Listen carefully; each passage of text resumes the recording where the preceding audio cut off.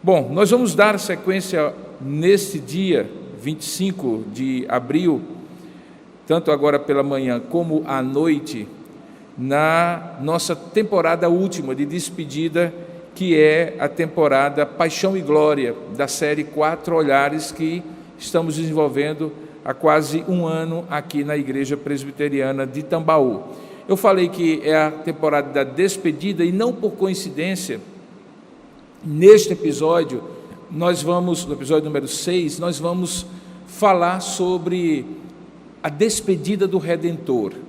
Nós vimos na sequência dos últimos domingos a entrada triunfal de Jesus no domingo de Ramos, depois na segunda-feira a coreografia do Redentor com uma série de gestos, de atitudes, de coisas que ele fez em Jerusalém, no caminho para Jerusalém, quando ele, por exemplo, amaldiçoou aquela figueira que nunca mais deu fruto, na limpeza do templo, na cura de alguns homens, de algumas mulheres que estavam cegos e tinham problemas de deficiência física, e nessa volta, como ele havia feito no dia anterior, no dia do domingo de Ramos, na volta à noite para Betânia, onde ele se hospedava ali, provavelmente na casa de Lázaro, Marta e Maria, ele, na terça-feira, ao voltar, constata que aquela figueira está queimada, e ali ele começa não apenas uma série de gestos, mas uma confrontação, o juízo do Redentor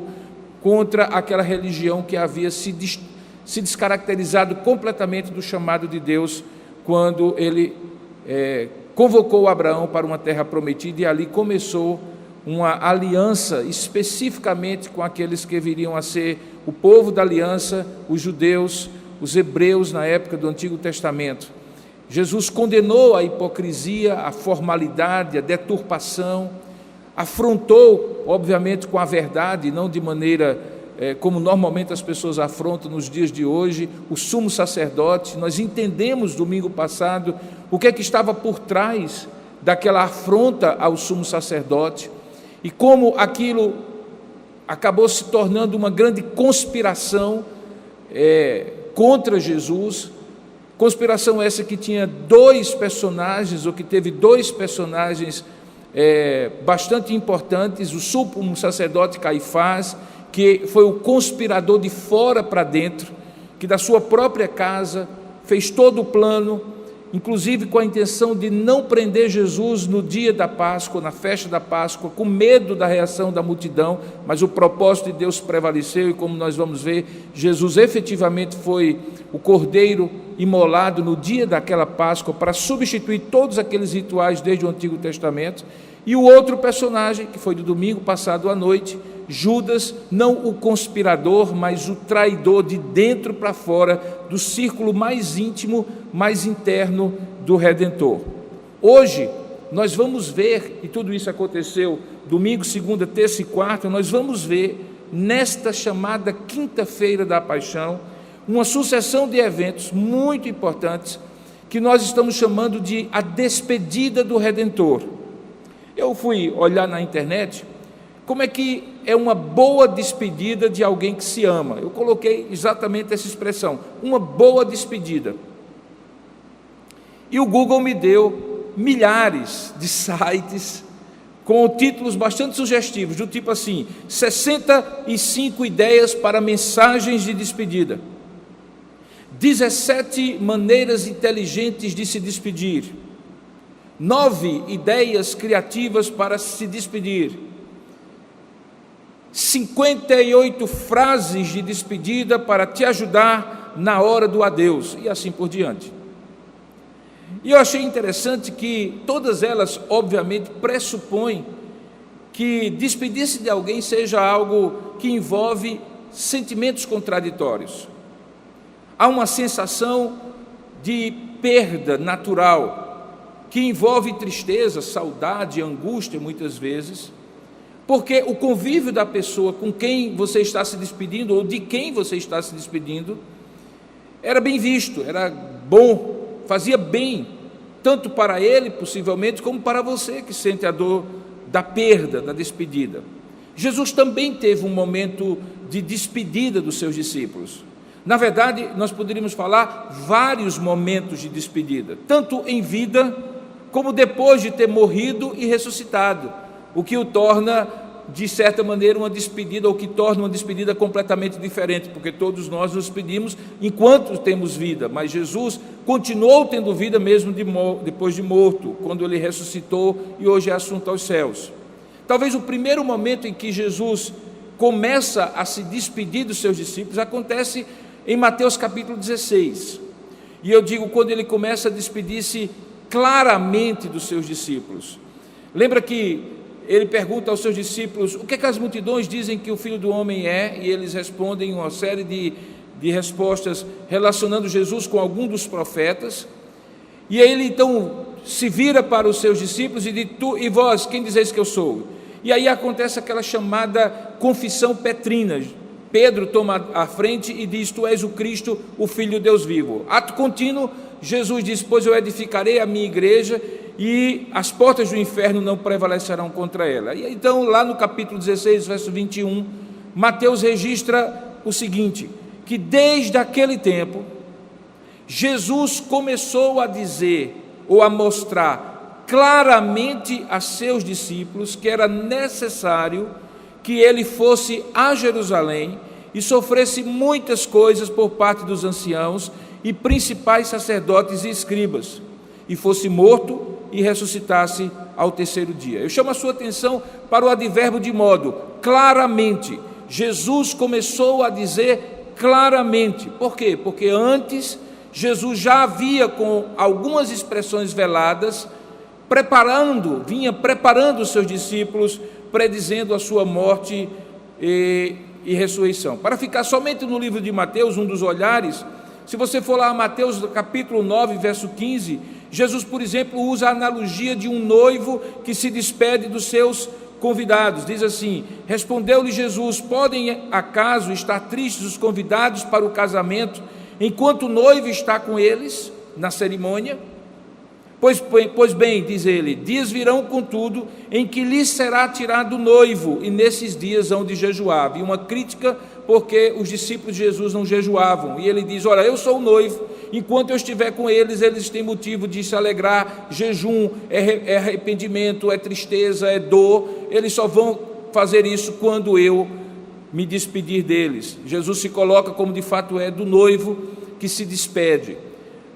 No texto de Mateus capítulo 12, verso 39 e 40, ele usa agora uma nova analogia velada para que aqueles que entendessem um pouco do Antigo Testamento pudessem fazer a relação, embora muitos deles, inclusive os apóstolos, só conseguiram relacionar uma coisa com a outra depois da ressurreição.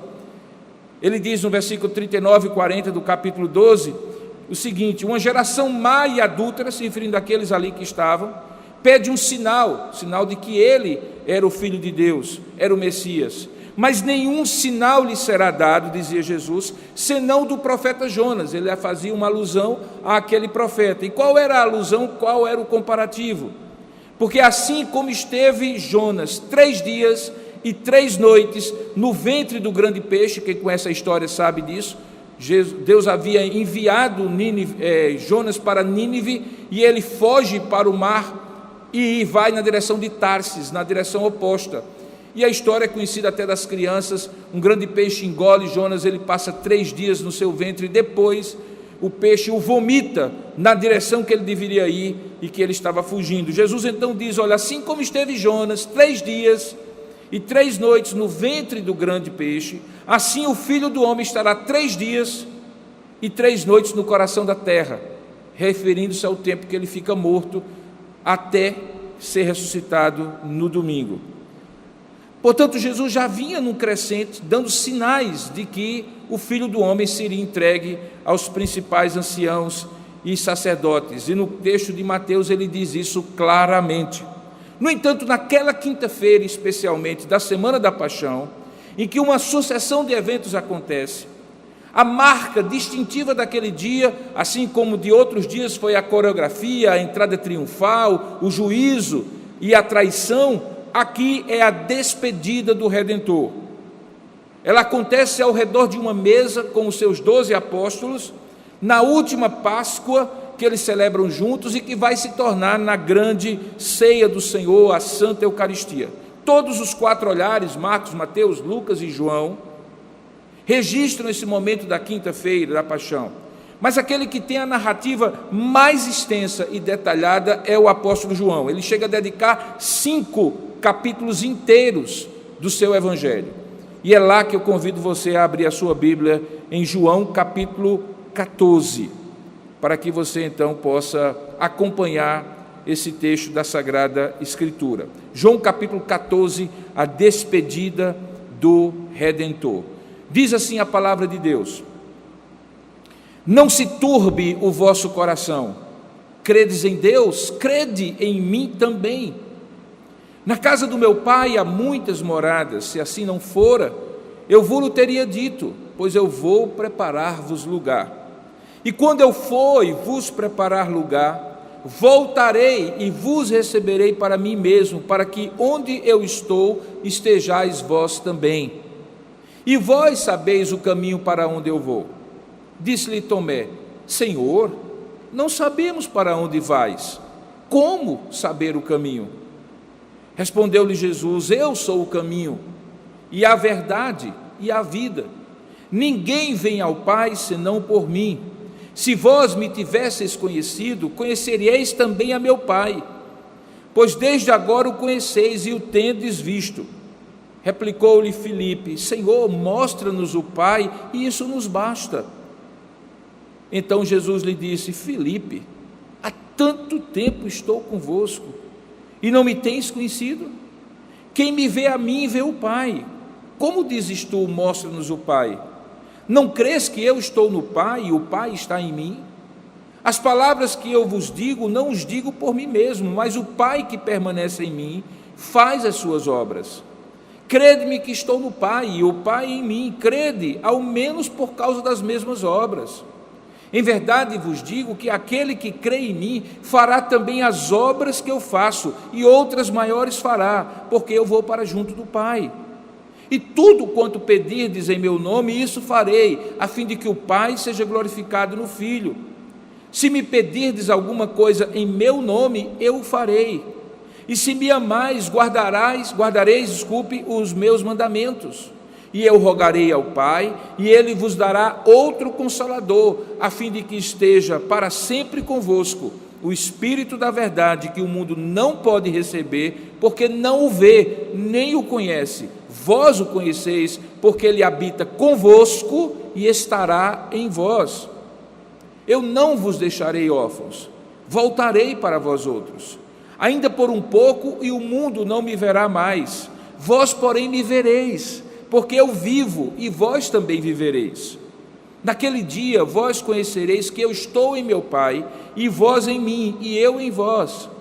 Aquele que tem os meus mandamentos e os guarda, esse é o que me ama, e aquele que me ama será amado por meu Pai, e eu também o amarei, e me manifestarei a ele. Disse-lhe Judas, não o Iscariotes: de onde procede, Senhor, que estás para manifestar-te a nós e não ao mundo? Respondeu Jesus: se alguém me ama, guardará a minha palavra, e meu Pai o amará, e viremos para ele e faremos nele morada. Quem não me ama, não guarda as minhas palavras, e a palavra que estáis ouvindo não é minha, mas do Pai que me enviou. Isso vos tenho dito, estando ainda convosco. Mas o Consolador, o Espírito Santo, a quem o Pai enviará em meu nome, esse vos ensinará todas as coisas e vos fará lembrar de tudo o que eu vos tenho dito. Deixo-vos a paz, a minha paz vos dou. Eu não vou-la dou como dá o mundo. Não se turbe o vosso coração, não se atemorize. Ouvistes o que eu vos disse: vou e volto para junto de vós. Se me amasseis, alegrar-vos-eis de que eu vá para o Pai, pois o Pai é maior do que eu. Disse-vos agora antes que aconteça, para que quando acontecer, vós creais. Eu já não falarei muito convosco, porque aí vem o príncipe do mundo, e ele nada tem em mim. Contudo, assim eu procedo, para que o mundo saiba que eu amo o Pai, e que faço como o Pai me ordenou. Levantai-vos, vamos-nos daqui. Que Deus abençoe a sua palavra lida. Amém. Vamos orar juntos? Curva a sua cabeça aí onde você estiver, nos assistindo pelos canais oficiais da IP Tambaú. Esse é um momento em que nós precisamos pedir a iluminação e a graça de Deus para abrir o nosso entendimento. Ó Deus amado e querido Pai, nós rogamos nesta hora que o Senhor nos ajude, que o mesmo Espírito do qual esse texto fala, que é o Teu Espírito, o próprio Deus, Deus como Pai, Deus como Filho, possa, tendo inspirado essa Escritura, iluminar agora os nossos corações. O Teu Espírito pode nos ajudar a compreender, porque foi Ele mesmo que colocou as ideias e as palavras na mente de João, o Teu apóstolo, quando escreveu esse registro. Que o Senhor abra então o nosso entendimento e que o próprio autor desse texto nos diga o que ele quis dizer nesta manhã para a nossa edificação, usando esse texto que ele mesmo inspirou e que nós agora lemos e esperamos em Deus, no Senhor, que fale ao nosso coração. Nós oramos assim então, ó Pai, em nome e para a glória de Jesus. Amém. Os 4 olhares, Marcos, Mateus, Lucas e João, todos eles narram este dia, que acontece num cenáculo, uma espécie de lugar mais alto, aposento mais alto de uma casa em Jerusalém, onde Jesus celebra aquela ceia dentro da cidade. Os 4 olhares, de maneiras diferentes, contam que depois daquela ceia, Jesus sai da cidade, cruza o vale do ribeiro de Cedron, que separava Jerusalém do Monte das Oliveiras, o mesmo vale onde ele havia cruzado várias vezes nos dias anteriores, vindo de Betânia para Jerusalém e voltando à noite. E então ele sobe para passar aquela noite no Jardim das Oliveiras, que naquela noite se transformaria no jardim de Getsêmani, de dor e de sofrimento. Antes, porém, João, de maneira muito específica, conta os detalhes do que aconteceu e particularmente as falas do que foram ditas naquele momento. Os outros evangelistas tendem a narrar esse texto numa única porção, e aquilo que ou esse episódio numa única porção de texto, e aquela última frase que eu acabei de ler, levantai-vos e vamos-nos daqui, dá início a uma sucessão de eventos que são contados por Mateus, Marcos e Lucas com poucos nuances diferentes.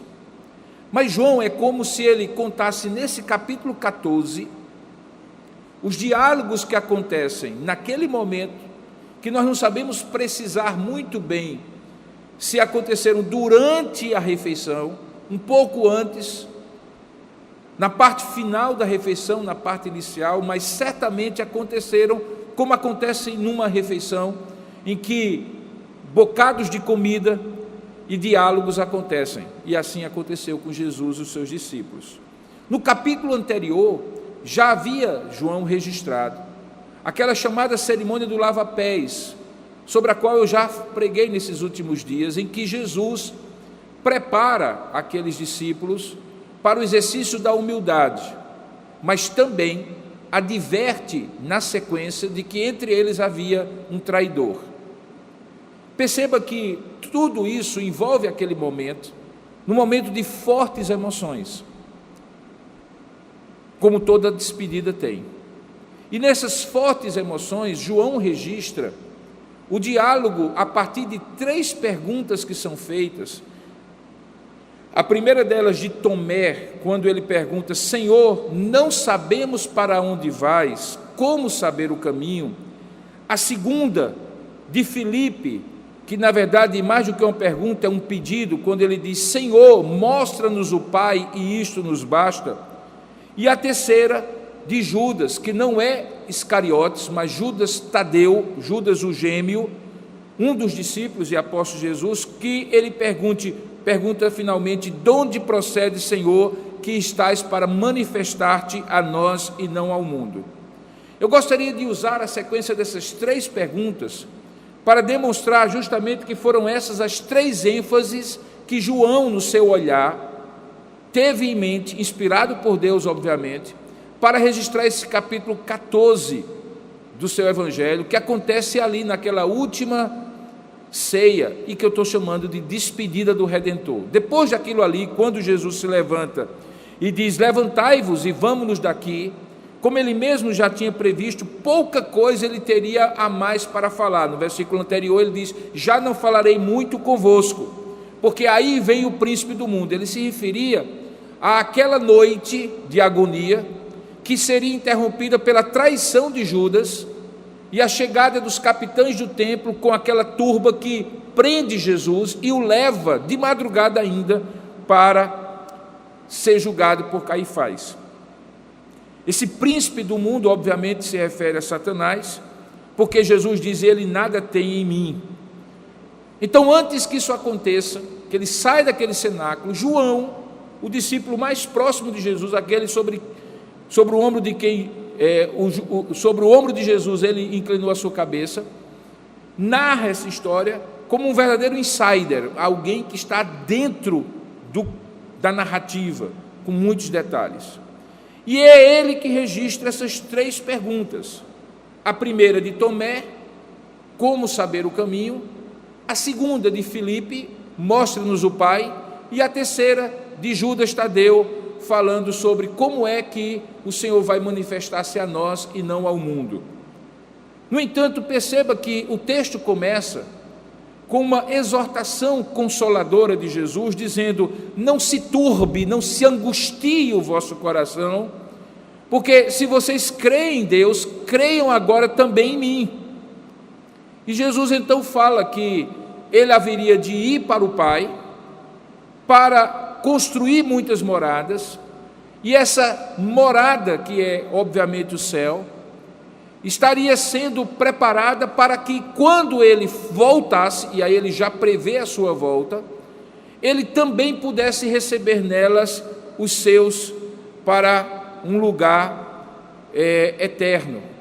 Ele diz nessas seguintes palavras: na casa do meu Pai há muitas moradas, se assim não for, eu vos teria dito: há lugar para todos vocês, pois eu vou preparar-vos lugar, e quando eu for e vos preparar lugar, voltarei, ele refere-se à segunda vinda, e receberei para mim mesmo, para que onde eu estou estejais vós também, e vós sabeis o caminho para onde eu vou.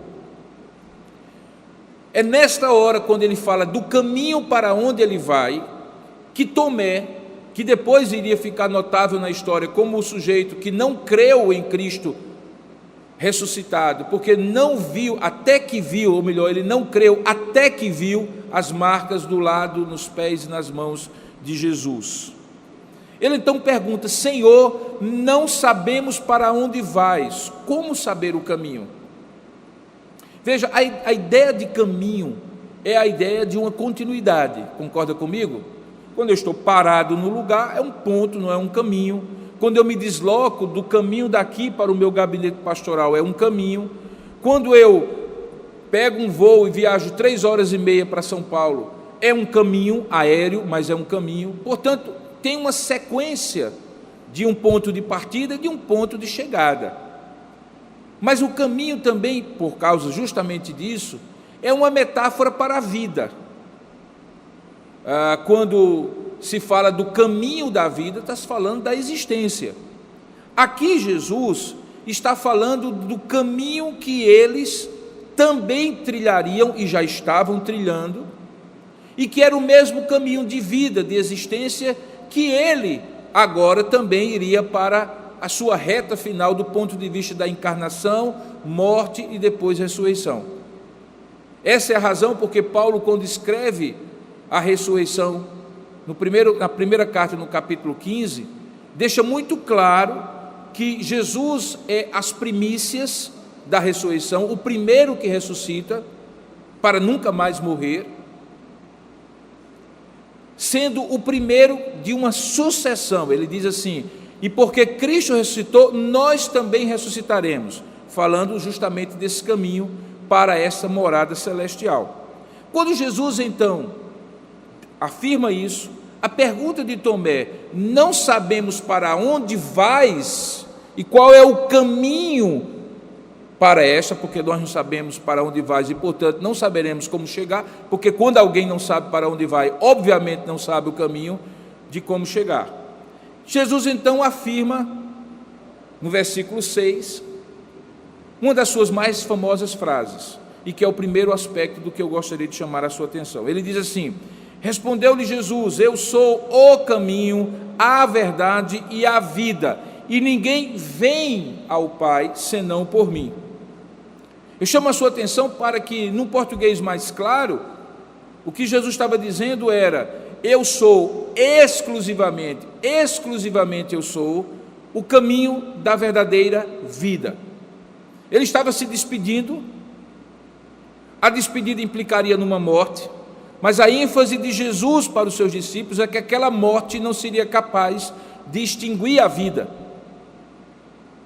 o que obviamente é um paradoxo, porque a morte parece ser a todos nós a extinção da vida, embora biblicamente não seja isto. Morte é separação, não é que a vida se extingue, é que a vida separada de Deus não tem sentido nem realização plena. Não é o caso de Jesus. Ele diz então que, sendo o caminho da verdadeira vida, perguntar qual era o caminho era algo que seria respondido facilmente: é manter comigo ou em mim esta caminhada de vida, porque ela vai conduzir vocês ao Pai, porque ninguém vem ao Pai senão por mim. Jesus fala da perspectiva de que está com o Pai, ninguém vem ao Pai, porque obviamente Ele e o Pai são um, mesmo encarnado. Jesus e o Pai são as duas pessoas das três da Trindade aqui envolvidas, depois ele envolve o Espírito Santo, a terceira pessoa da Trindade. Então a resposta, como saber o caminho, é basicamente: o caminho sou eu. Isso me faz recordar uma história que me foi contada há algum tempo, quando um sujeito, tentando fazer pesquisas biológicas numa mata fechada, numa grande floresta, perdeu-se no caminho, porque obviamente entrou naquele lugar sem conhecer a mata. E perdido, desesperado, com os ruídos dos animais, o dia se esvaindo, ao final da tarde, ele é surpreendido pela presença de um mateiro, aquele sujeito que conhece a mata como a palma da mão. Mata que não tem estrada, mas deixa sinais e que ele consegue identificar e saber como entrar e como sair. E ele, de maneira muito espontânea, aliviada, diz para aquele mateiro: ô meu amigo, graças a Deus que você me encontrou. Eu quero lhe dizer o seguinte: eu estou perdido e eu gostaria de saber como sair dessa mata. Qual é o caminho para sair dessa mata? E o mateiro olha para ele e diz assim: me siga.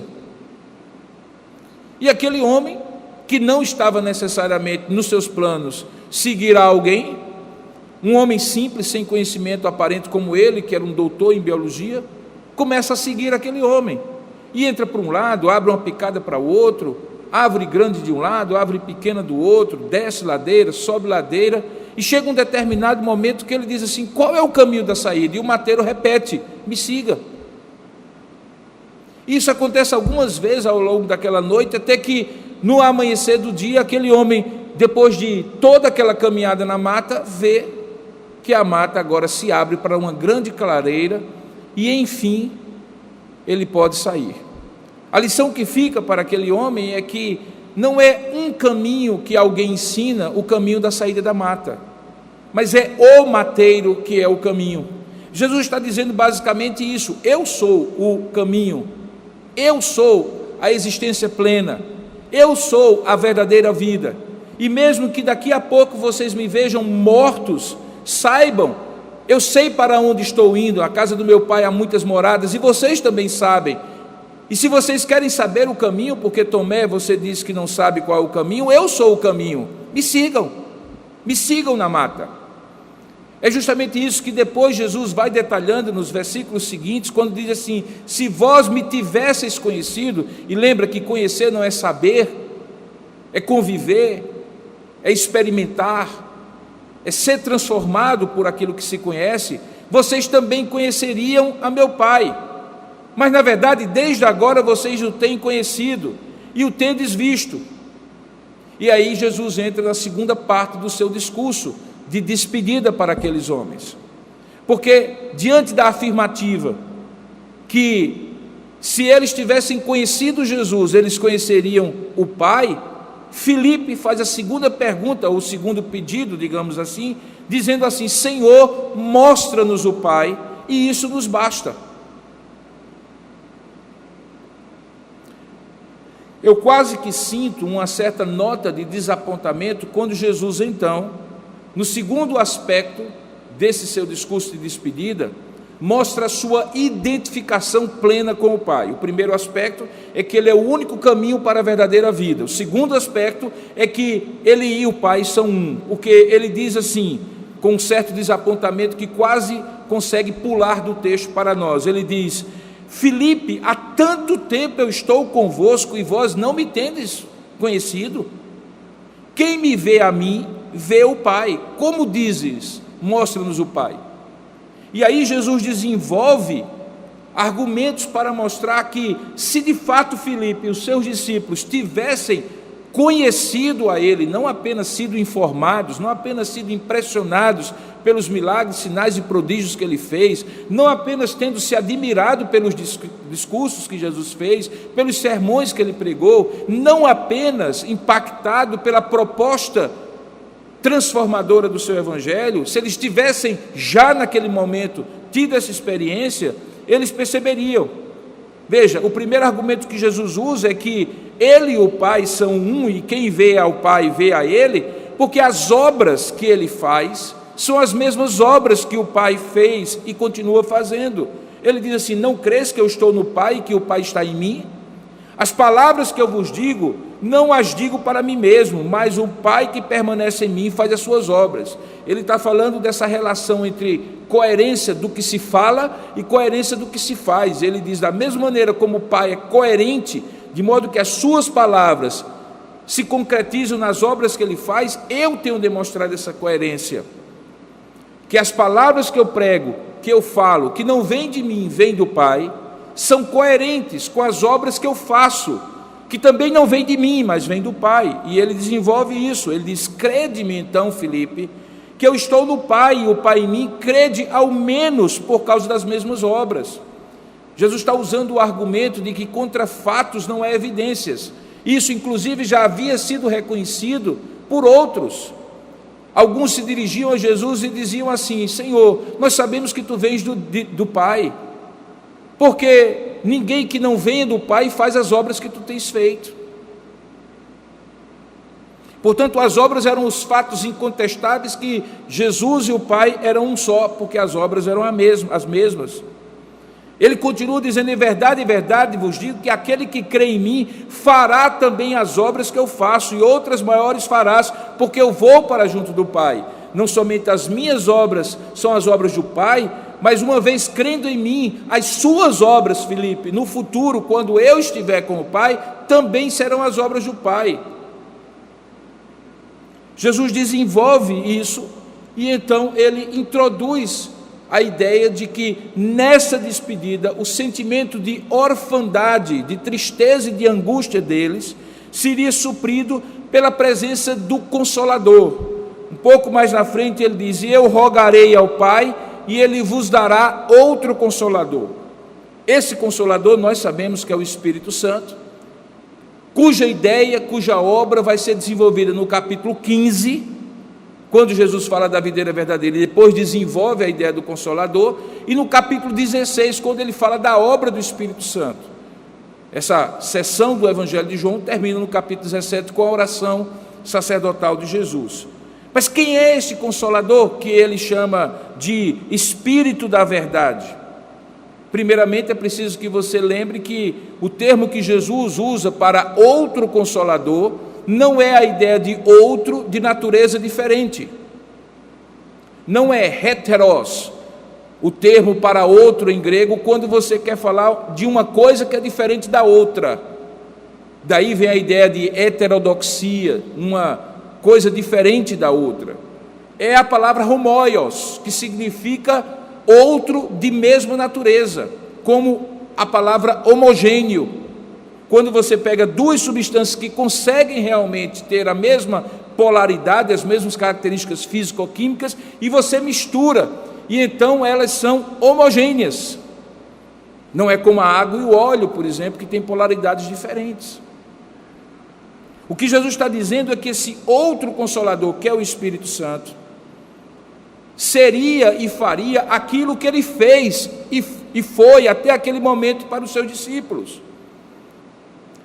Tanto é que ele diz: eu rogarei ao Pai, e ele vos dará outro Consolador, a fim de que esteja para sempre convosco. Ora, no sermão de despedida, Jesus está dizendo: eu não vou mais estar convosco, mas outro semelhante a mim estará convosco. Ele é o Espírito da verdade, que o mundo não pode receber, porque nem vê, nem o conhece. Porém, vós já o conheceis. Por quê? Porque ele habita convosco, e a grande diferença é que, em determinado momento, ele estará em vós. Isso era um conceito revolucionário para homens judeus ouvirem. Porque, como judeus, eles estavam acostumados à ideia do Antigo Testamento de que o Espírito Santo não habitava nos crentes da Antiga Aliança. Ele vinha e fazia a sua obra em reis, sacerdotes, profetas, juízes, homens e mulheres a quem ele queria usar. Tanto é que a profecia de Joel, capítulo 2, verso 28 a 32, é que nos últimos tempos o Espírito Santo seria derramado em toda a carne. E aqui se cumpre, e de fato acontece no dia de Pentecostes, 50 dias depois da Páscoa. A promessa, portanto, que Jesus faz é que o sentimento de orfandade da sua ausência seria suprido pela certeza da presença de um Consolador igual a ele, como o Pai, o Filho e o Espírito Santo são da mesma essência, da mesma natureza. Razão é essa porque Jesus afirma claramente que, por causa desse conforto, ele não os deixaria sós. Não vos deixarei órfãos, mas eu voltarei para vós outros. Ainda por um pouco tempo o mundo não o verá mais, ou não me verá mais, mas vós me vereis, porque eu vivo e vós também vivereis, ecoando depois, ou melhor, fazendo com que Paulo ecoe depois na promessa da ressurreição em 1 Coríntios capítulo 15. E ele diz: naquele dia vós conhecereis, ele estava se referindo à volta dele, que eu estou em meu Pai e vós em mim e eu em vós, naquela comunhão eterna. Então Jesus está aqui enfatizando a sua perfeita unidade com o Pai e ao mesmo tempo a continuação da obra que ele veio fazer por meio do Consolador, que o substituiria em estar com eles e neles. E aqui nós temos duas doutrinas da teologia sistemática muito importantes. Nós temos a trindade essencial ou ontológica, em que o Pai, o Filho e o Espírito Santo são três pessoas de mesma essência, infinitude e perfeição em seus atributos. E nós temos a chamada trindade econômica ou funcional, em que a obra de cada uma dessas pessoas da trindade é bem definida segundo a revelação da Escritura. O Pai, o Filho e o Espírito Santo têm obras diferentes que são convergentes dentro de um único eterno decreto, mas são distintamente estabelecidas no conselho dessa trindade eterna, para que uma pessoa especificamente realize, enquanto que outra realizará outra, e assim por diante. Caberá ao Consolador, portanto, segundo Jesus, aplicar a obra do Espírito Santo, a obra dele, melhor dizendo, caberá ao Espírito Santo, o Consolador, aplicar a obra do Redentor na vida daqueles seus discípulos. E como ele fará isso? O próprio texto diz: primeiramente, ele vos fará lembrar de todas as coisas que eu vos tenho ensinado. Depois, ele também vos ensinará a verdade. Veja, ele diz assim: isso vos tenho dito, estando ainda convosco, um pouquinho mais na frente. Mas o Consolador, o Espírito Santo, a quem o Pai enviará em meu nome, esse vos ensinará todas as coisas e vos fará lembrar de tudo que eu vos tenho dito. Continuará a minha obra quando eu já estiver com o Pai. Essa parte que eu acabei de citar está então na terceira sessão desse discurso de despedida, quando não mais Tomé, não mais Filipe, mas Judas Tadeu, Judas não o Iscariotes, pergunta então que diferença é essa que haverá entre a manifestação, a epifania, a revelação de Jesus para os seus discípulos e seu povo, de diferente daquilo que será feita para o mundo, e que o mundo não entenderá como os discípulos e o povo de Deus entenderá. Isso está ali quando ele diz: de onde procede, Senhor, que estás para manifestar-te a nós e não ao mundo. E aí ele fala da salvação, da fé, da obediência como características daqueles que entenderão a manifestação da vinda do Filho do Homem de maneira redentiva. Ele diz assim: se alguém me ama, guardará a minha palavra, meu Pai o amará, e viremos para ele e faremos nele morada. Quem não me ama, e ele se referia ao mundo, não guarda as minhas palavras, e a palavra, pois a palavra que estás ouvindo é minha, não é minha, desculpe, mas do Pai que me enviou. E isso eu vos tenho dito ainda convosco. Mas, quando eu não estiver convosco, o outro Consolador, o Espírito Santo, a quem o Pai enviará em meu nome, esse vos ensinará todas as coisas e vos fará lembrar de tudo que eu vos tenho dito. Baseado nisso, no primeiro aspecto, decorrente da pergunta, qual é o caminho? Feita por Tomé, Jesus responde: o caminho da verdadeira vida é estar em mim e caminhar comigo, mesmo quando eu não estiver com vocês. E para isso, vocês não ficarão órfãos. O Espírito Santo estará convosco, como já está, mas estará em vós. Ele vos fará lembrar todas as coisas que eu vos tenho ensinado e vos guiará a toda a verdade, como complemento da minha obra, que cabe a Ele fazer enquanto eu estiver com o Pai. E, consequentemente, em último lugar, quando isso acontecer, ficará claro que a revelação que eu tenho para os meus difere da revelação de juízo que o mundo receberá. Por isso, a Judas Tadeu, ele responde dizendo que se alguém me ama, guardará a minha palavra, meu Pai o amará, e viremos para ele e faremos nele morada. Mas quem não me ama, não guarda as minhas palavras, e a palavra que vocês estão ouvindo não é minha, mas do Pai que me enviou, e isso eu vos tenho dito ainda estando convosco. Diante dessas três afirmativas, Jesus conclui o seu discurso de despedida com os últimos versículos, onde ele diz as seguintes palavras, que são palavras consoladoras de quem está se despedindo por um tempo, mas que voltará, e despedindo-se de uma forma que ninguém no universo jamais se despediu ou se despedirá, com a certeza de onde se está indo e que vai voltar para o reencontro. Diz assim: deixo-vos a minha paz vos dou. E ele faz a distinção: eu não a dou como dá o mundo. Por isso, não se angustie, ele repete a primeira expressão do primeiro versículo, não se angustie, não se turbe o vosso coração, nem se atemorize, pois a esperança é o que eu vos tenho dito: eu vou, mas eu volto para junto de vós. E se vocês me amam, então se alegrem de que eu vá para o Pai, pois o Pai é maior do que eu, foi dele que eu vim e para ele eu voltarei. E eu digo essas coisas agora, para que quando acontecer vocês creiam, vocês vejam o que eu havia dito. E eu já não falarei mais muito convosco, porque vem aí o príncipe deste mundo, ele nada tem em mim. Contudo, assim procedo, para que o mundo saiba que eu amo o Pai, e que eu faço como o Pai me ordenou.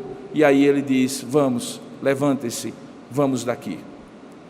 A despedida do Redentor, portanto, é uma despedida cheia de sentimentos diferentes daqueles sentimentos de uma despedida qualquer, ainda que estejam ali presentes aqueles sentimentos de tristeza, de angústia e de orfandade, de desamparo natural quando pessoas se amam e se despedem uma das outras. O que havia ali era uma profunda certeza da parte de Jesus, manifestada aos seus discípulos, que tudo aquilo estava sob controle. E quando você se despede de alguém, mas sabe que aquilo está sob o controle, seja ele qual for, de uma certa previsibilidade, a angústia é retirada do coração. No caso aqui, o controle era absoluto, porque ele era o Senhor do tempo, como é, e da história. Ele sabia e podia afirmar como ele afirmou: eu vou, mas volto. Eu estou indo para preparar lugar, e enquanto eu estiver com o Pai, eis aí o Consolador. Ele completará a obra que eu comecei. Ao mesmo tempo, aquela despedida é cheia de encorajamento, baseado nesta relação que é eterna, do Pai, do Filho e do Espírito Santo. Grande parte das propostas de esperança otimista dos dias de hoje é por leitura de circunstâncias e de análise de cenários, todos eles volúveis, passageiros, que não dão substância alguma de segurança. Quem poderia prever ao final do ano de 2019 que nós passaríamos por tudo isso? E quem que pode prever hoje que está prestes a acabar? Ninguém. Mas quando a nossa esperança está firmada naquele que controla todas as coisas, que é o Deus eterno, revelado em Jesus Cristo, e presente conosco pelo seu Espírito, que habita em nós, e que nos preserva como penhor da sua herança, selo, até que Ele volte para nos receber consigo, então aí a nossa esperança é segura, a nossa certeza é plena. A paz que Ele diz, deixo-vos a paz, nós recebemos, o mundo não. Nós recebemos, porque o Espírito Santo nos convence disso. A despedida do Redentor, portanto, naquela última ceia, é uma despedida diferenciada de qualquer outra, porque ela tem certeza, controle, esperança, ela tem alegria apesar da tristeza. O que vai acontecer naquela mesma noite, no momento mais terrível da vida de Jesus, até ele passar pela cruz, é uma expressão de um cumprimento de tudo isso que Jesus profetiza, antecipa para os seus discípulos. Às vezes nós imaginamos que, ao nos despedirmos de pessoas, a expectativa é que coisas boas aconteçam para acalentar um pouco o nosso coração quando temos que dizer tchau, adeus, até logo. E algumas vezes, quando nos dias seguintes, nas épocas seguintes, as coisas não são tão como a gente esperava, aquela despedida se torna uma recordação amarga, de fato. Daí aquelas frases bonitas, criativas, da pesquisa que eu fiz, como fazer a despedida menos dolorosa. Mas aqui não. Aqui mesmo passando pela dor lancinante de uma prisão injusta, traidora, por meio de Judas, conspiratória por meio de Caifás, omissa por meio de Pôncio Pilatos, insidiosa e cruel por meio dos soldados romanos, Jesus está no absoluto controle das circunstâncias, e Ele quer acalmar os seus discípulos, que sendo humanos, não têm a perspectiva eterna e o controle das circunstâncias, e então Ele diz: não se turbe o vosso coração, credes em Deus, crede também em mim, deixo-vos a paz, eu não vou-la dou como dá o mundo, não se turbe o vosso coração, nem se atemorize. Queridos, nós somos herdeiros disso tudo. Em certo sentido, nós olhamos esse texto como uma história bonita dos nossos pais, dos nossos avós, daqueles que nos antecederam em Cristo. E da mesma maneira, na manhã deste domingo, Jesus está dizendo: não se turbe o vosso coração. O peso da glória que nos está reservada não há de se comparar com a leve e momentânea provação que nós estamos passando.